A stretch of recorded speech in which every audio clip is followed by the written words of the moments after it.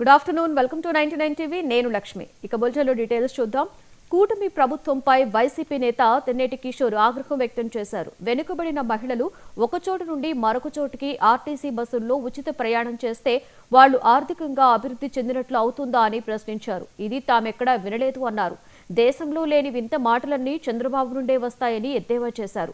మహిళలు బస్సు ప్రయాణం ద్వారా మహిళలందరూ ఆర్థికంగా అభివృద్ధి చెందినట్లేనని చంద్రబాబు ప్రచారం చేయడం హాస్యాస్పదంగా ఉంది అన్నారు. ఆర్థికంగా వెనుకబడినటువంటి ఒక మహిళ ఒక ప్రాంతం నుంచి మరొక ప్రాంతం ఉచిత బస్సు ప్రయాణం చేస్తే ఆర్థికంగా అభివృద్ధి చెందినట్టండి. కేవలం ఉచిత బస్సు ప్రయాణం ద్వారా ఒక మహిళ ఆర్థికంగా అభివృద్ధి చెందుతుందండి. ఇది ఎక్కడ మేము వినలేదు.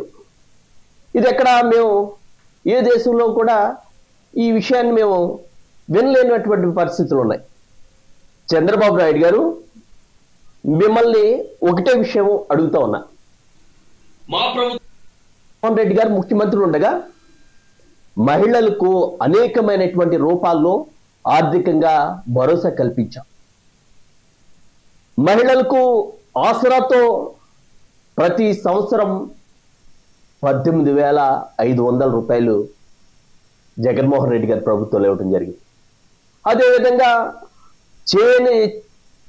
చేయూత పేరుతో 5,000 కోట్ల రూపాయలు మహిళలకు సహాయం చేయడం జరిగింది. ఆర్థికంగా